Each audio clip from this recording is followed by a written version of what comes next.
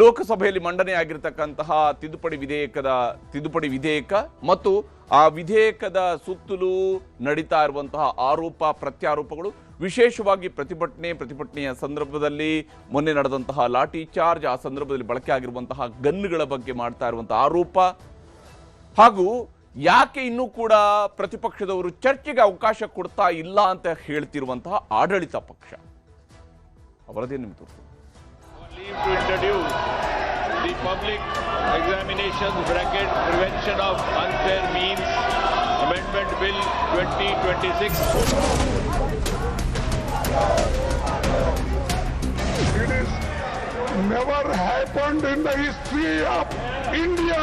इस बिल को चर्चा के लिए रोकना ये बहुत गलत मैसेज भेज रहा है। चर्चा करें, संवाद करें, अपने मत और विचारों को रखें।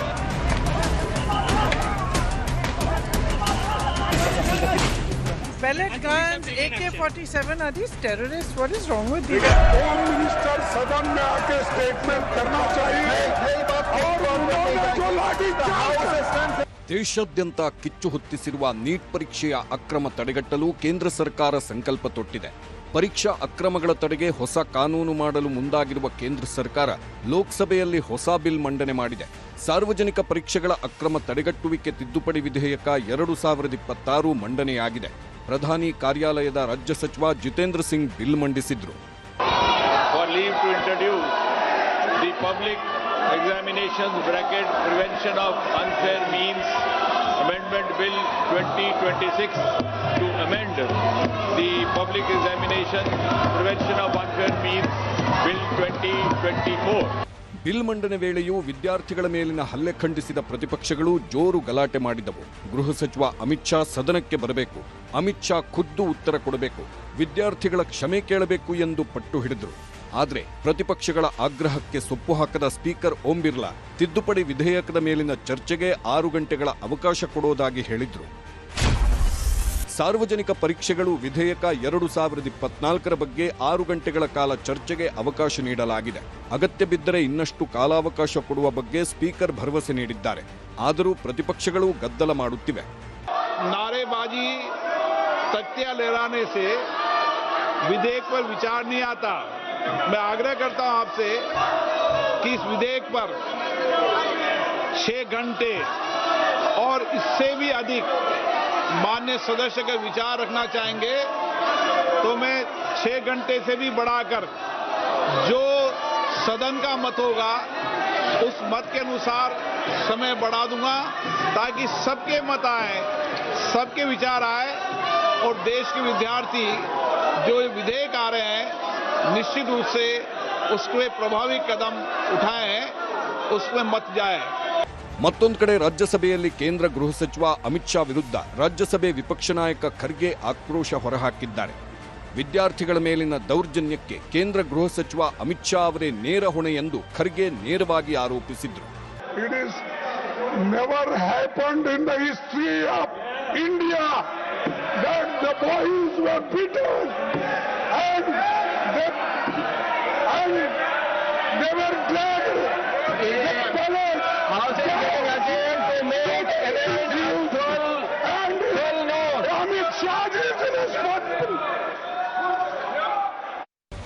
ಮಧ್ಯಾಹ್ನ ಕಲಾಪ ಮುಂದೂಡಿಕೆಯ ನಂತರ ತಿದ್ದುಪಡಿ ವಿಧೇಯಕದ ಬಗ್ಗೆ ಚರ್ಚೆಯನ್ನ ಎಷ್ಟು ಗಂಟೆಗಳ ಕಾಲ ನಡೆಸಬೇಕು ಎಂಬ ಬಗ್ಗೆ ಪ್ರತ್ಯೇಕವಾಗಿ ಚರ್ಚಿಸಿ ತೀರ್ಮಾನ ಮಾಡಿಕೊಂಡು ಬರೋಣ ಎಂಬ ಸ್ಪೀಕರ್ ಸಲಹೆಗೆ ಮನ್ನಣೆ ಸಿಕ್ಕಿಲ್ಲ. ಸಂಜೆ ಮತ್ತೆ ಕಲಾಪ ಸೇರಿದಾಗಲೂ ಅದೇ ಗಲಾಟೆ ಗದ್ದಲ ಇತ್ತು. ಅನಿವಾರ್ಯವಾಗಿ ಎರಡೂ ಸದನಗಳ ಕಲಾಪವನ್ನ ನಾಳೆಗೆ ಮುಂದೂಡಬೇಕಾಯಿತು. ಈ ವೇಳೆ ಸಂಸದೀಯ ವ್ಯವಹಾರಗಳ ಸಚಿವ ಕಿರಣ್ ರಿಜಿಜು ಕಾಂಗ್ರೆಸ್ ವರ್ತನೆಯನ್ನ ಖಂಡಿಸಿದ್ರು. इतना महत्वपूर्ण bill public examination prevention of unfair means इतना इम्पोर्टेंट बिल लेके आया है तो कांग्रेस कल भी हमने अपील किया, आज भी सुबह से हमने अपील किया, फिर भी नहीं मान रहे हैं. हमने लोकसभा में भी बताया और यहाँ भी कहा टाइम एलोटेड है और टाइम लोकसभा में भी एलोट किया. यहाँ भी जैसा ऑपोजिशन पार्टी चाहते थे आज बिजनेस एडवाइजरी में टाइम में एलोट हो गया. सारे मेंबर तैयारी के साथ आए हैं और ऑपोजिशन के भी कई मेंबर्स ने अमेंडमेंट दिए हैं वो भी तैयारी करके आए हैं। बहुत ही महत्वपूर्ण बच्चों के लिए, युवाओं के लिए, छात्रों का जिंदगी के लिए ये महत्वपूर्ण बिल है। सब बोलने वाले वक्ता भी तैयार है, फिर भी जानबूझ करके कांग्रेस पार्टी और उसके कुछ साथी जानबूझ करके आज इतना महत्वपूर्ण बिल पे चर्चा होने नहीं दे रहे हैं।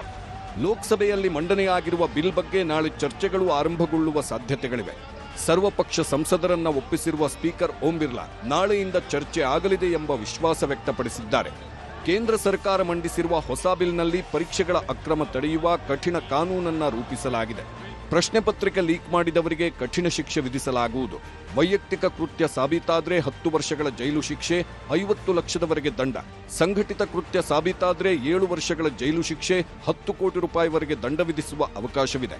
ಅಕ್ರಮದ ತನಿಖೆಗೆ 2 ತಿಂಗಳ ಗಡುವು ನೀಡಿದ್ದು ಅಷ್ಟರೊಳಗೆ ಶಿಕ್ಷೆಯಾಗಲಿದೆ. ದಿಲ್ಲಿಲಿ ಪೆಲೆಟ್ ಗನ್, ಬಿಹಾರದಲ್ಲಿ AK-47. ಸಂಸತ್ತು ಒಳಗೂ ಹೊರಗೂ ಕೈ ಹೋರಾಟ. ಮೊನ್ನೆ ಜಂತರ್ ಮಂತರ್ನಲ್ಲಿ ವಿದ್ಯಾರ್ಥಿಗಳ ಮೇಲೆ ಪೆಲೆಟ್ ಗನ್ನಿಂದ ಗುಂಡು ಹಾರಿಸಲಾಗಿದೆ. ನಿನ್ನೆ ಬಿಹಾರ್ನಲ್ಲಿ ವಿದ್ಯಾರ್ಥಿಗಳ ಮೇಲೆ AK-47 ಗನ್ ಬಳಸಿ ಗುಂಡು ಹಾರಿಸಲಾಗಿದೆ. ಈ ವಿಚಾರದ ಬಗ್ಗೆ ರಾಹುಲ್ ಗಾಂಧಿ ಆಕ್ಷೇಪ ಎತ್ತಿದ್ದಾರೆ. ಸೋಷಿಯಲ್ ಮೀಡಿಯಾ ಎಕ್ಸ್ನಲ್ಲಿ ಪೋಸ್ಟ್ ಹಾಕಿ ಕೇಂದ್ರ ಸರ್ಕಾರವನ್ನ ತರಾಟೆಗೆ ತೆಗೆದುಕೊಂಡಿದ್ದಾರೆ.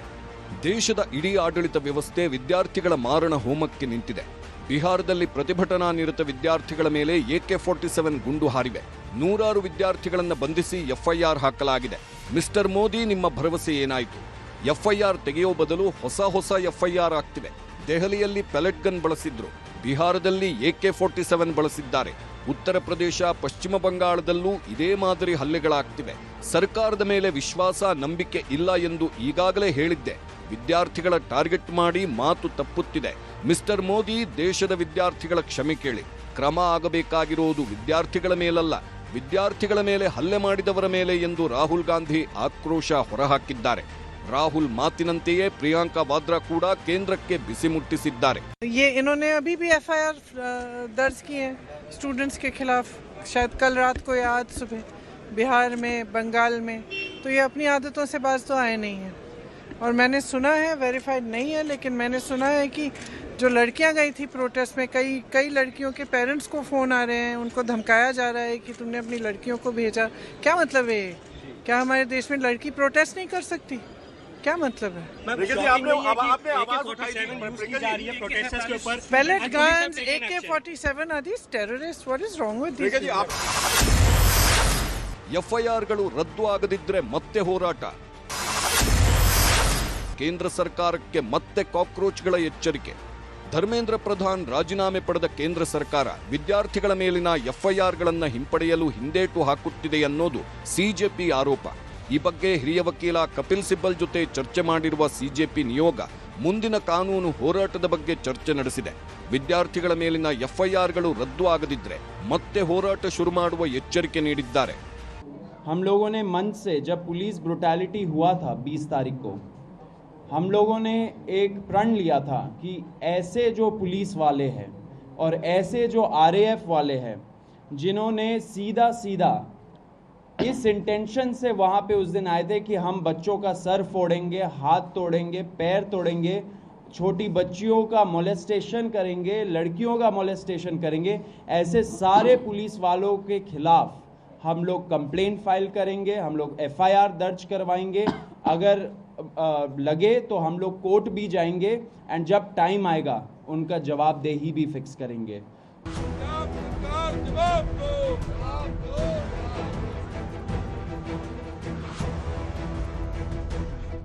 ನೀಟ್ ಅಕ್ರಮದ ಬಗ್ಗೆ ಸಂಸತ್ನ ಹೊರಗೂ ಕಾಂಗ್ರೆಸ್ ಪ್ರತಿಭಟಿಸಿದೆ. ಕೇಂದ್ರ ಗೃಹ ಸಚಿವ ಅಮಿತ್ ಶಾ ಲಾಠಿ ಚಾರ್ಜ್ನ ಹೊಣೆ ಹೊರುವಂತೆ ಆಗ್ರಹಿಸಿದೆ. ಇದೇ ಸಮಯದಲ್ಲೇ JP ನಡ್ಡಾ, ಕಿರಣ್ ರಿಜಿಜು ಜೊತೆ ಅಮಿತ್ ಶಾ ಸಭೆ ಮಾಡಿದ್ದಾರೆ. ಪ್ರತಿಪಕ್ಷಗಳ ಆಗ್ರಹದ ಬಗ್ಗೆ ವರದಿ ಪಡೆದಿದ್ದಾರೆ. ಮತ್ತೊಂದು ಕಡೆ ಸುಪ್ರೀಂ ಕೋರ್ಟ್ನಲ್ಲೂ ವಿಚಾರಣೆ ನಡೆದಿದ್ದು ಲಾಠಿ ಚಾರ್ಜ್ ಬಗ್ಗೆ ಅಸಮಾಧಾನ ವ್ಯಕ್ತಪಡಿಸಿದೆ. ಪ್ರತಿಭಟನೆ ಹತ್ತಿಕ್ಕಲು ಲಾಠಿ ಚಾರ್ಜ್ ಸರಿಯಲ್ಲ ಎಂದು ಪೊಲೀಸರ ಕ್ರಮಕ್ಕೆ ಆಕ್ಷೇಪ ವ್ಯಕ್ತಪಡಿಸಿದೆ. ಬಹಳ ಅಧಿಕಾರದ ಅಹಂಕಾರದಲ್ಲಿ ಮೆರೀತಾ ಇದ್ರು. ಆದರೆ ಈಗ ಅವರಿಗೆ ಪಾಪ ಯುವಜನತೆ ಪ್ರತಿಭಟನೆ ಮಾಡಿ ಪ್ರತಿರೋಧ ತೋರಿಸಿ ಕೊನೆಗೂ ಅವರಿಂದ ರಾಜೀನಾಮೆ ಕೊಡ್ಸಂಗ್ ಮಾಡಿದ ಒಂದು ಜವಾಬ್ದಾರಿತನ ಅವ್ರಿಗೆ ಬರೋ ರೀತಿ ಮಾಡಿದೆ. ಈ ರೀತಿ ನಮ್ಮ ದೇಶದಲ್ಲಿ ಆಗಬಾರ್ದು, ರಾಜ್ಯಗಳಲ್ಲೂ ಆಗಬಾರ್ದು. ಅವರನ್ನ ವಿಶ್ವಾಸಕ್ಕೆ ತಗೊಂಡು ಮುಂದೆ ಹೋಗಬೇಕಾಗ್ತದೆ. ಯಾಕೆಂದರೆ 30 ಜನರು ತೀರ್ಕೊಂಡೋದ್ರು ಮಕ್ಕಳು. ಕಾರಣ ಯಾರು ಅಂತ ಬರುತ್ತೆ. ಆದರೆ ಯಾರ್ಯಾರು ಲಾಠಿ ಚಾರ್ಜು ಮಾಡಿ ಅಮಾಯಕರಿಗೆ ಹೊಡೆತ ತಿಂದಿದ್ದಾರೆ, ಏನೇನು ತೊಂದರೆಗಳಾಗಿದ್ದಾವೆ, ಅದಕ್ಕೆ ಕಾರಣಕರ್ತರು ಯಾರು ಅಂತ ಹೇಳಿದರೆ ಹೋಮ್ ಮಿನಿಸ್ಟರ್ ಆಗಿರ್ತಕ್ಕಂಥ ಅಮಿತ್ ಶಾ ಅವರು ಆಗ್ತಾರೆ. ಈ ಮಧ್ಯೆ ಪಂಜಾಬ್ನಲ್ಲೂ ನೀಟ್ ಪ್ರಶ್ನೆ ಪತ್ರಿಕೆ ಲೀಕ್ ಆಗಿದೆ ಎಂದು ಸಂಸತ್ ಆವರಣದಲ್ಲಿ ಕಾಂಗ್ರೆಸ್ ಸಂಸದರು ಪ್ರತಿಭಟಿಸಿದ್ರು. ಆದರೆ ಆಪ್ ಆಡಳಿತದ ಅವಧಿಯಲ್ಲಿ ಒಂದೇ ಒಂದು ಪೇಪರ್ ಲೀಕ್ ಆಗಿಲ್ಲ ಅಂತಾರೆ ಅರವಿಂದ್ ಕೇಜ್ರಿವಾಲ್. 10 साल हमारी दिल्ली में सरकार रही, एक भी पेपर लीक नहीं हुआ. 5 साल से हमारी पंजाब में सरकार है, एक भी पेपर लीक नहीं हुआ. ये बात इनको चुभ रही है बहुत बुरी तरह से, और ये सारे देश के सामने है कि भारतीय जनता पार्टी के हर राज्य के अंदर पेपर लीक हो रहे हैं, और आम आदमी पार्टी की 2 राज्यों में सरकार बनी, एक भी पेपर लीक नहीं हुआ. ಇನ್ನು ಹರಿಯಾಣದ ಗುರುಗ್ರಾಮ ಆಸ್ಪತ್ರೆಯಲ್ಲಿದ್ದ ಹೋರಾಟಗಾರ ಸೋನಂ ವಾಂಗ್ಚುಕ್ ಆಸ್ಪತ್ರೆಯಿಂದ ಡಿಸ್ಚಾರ್ಜ್ ಆದರು. ಲಡಾಖ್ಗೆ ತೆರಳುವ ಮುನ್ನ ರಾಜ್ಘಾಟ್ಗೆ ಭೇಟಿ ನೀಡಿ ಮಹಾತ್ಮ ಗಾಂಧೀಜಿ ಸ್ಮಾರಕಕ್ಕೆ ನಮಿಸಿದ್ರು. ಬಳಿಕ ಮಾತನಾಡಿದ ವಾಂಗ್ಚುಕ್ ವಿದ್ಯಾರ್ಥಿಗಳ ಮೇಲಿನ ಲಾಠಿ ಪ್ರಹಾರ ಕೃತ್ಯವನ್ನ ಖಂಡಿಸಿದ್ರು.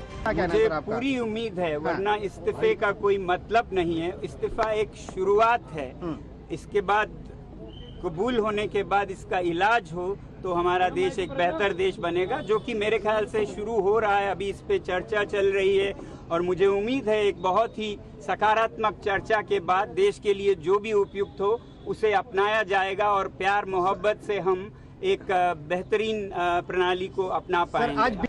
ಮೊನ್ನೆ ಕೋಲ್ಕತ್ತಾದಲ್ಲಿ ನಡೆದ ಪ್ರತಿಭಟನೆ ವೇಳೆ ಮಾಧ್ಯಮದವರ ಮೇಲೆ ಹಲ್ಲೆ ಮಾಡಿ ನಿಂದಿಸಿದ ವ್ಯಕ್ತಿಯನ್ನ ಪೊಲೀಸರು ಬೀದಿ ಬೀದಿಗಳಲ್ಲಿ ಮೆರವಣಿಗೆ ಮಾಡಿಸಿದ್ರು. ಬರಿಗಾಲಿನಲ್ಲೇ ಮೆರವಣಿಗೆ ನಡೆಸಿ ಕೃತ್ಯದ ಮರುಚಿತ್ರಣ ಮಾಡಿಸಿದ್ರು. ಇದು ಕೂಡ ಭಾರೀ ಚರ್ಚೆ ಹಾಗೂ ವಿವಾದಕ್ಕೆ ಎಡೆ ಮಾಡಿಕೊಟ್ಟಿದೆ.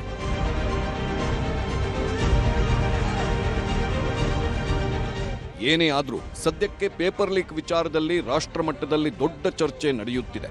ಕೇಂದ್ರ ಸರ್ಕಾರ ತಂದಿರುವ ಮಸೂದೆಯ ಮೇಲೆ ನಾಳೆಯಿಂದಾದರೂ ಸಂಸತ್ನಲ್ಲಿ ಚರ್ಚೆ ಶುರುವಾಗುತ್ತಾ ಎಂದು ನೋಡಬೇಕಿದೆ. Bureau report, news 18.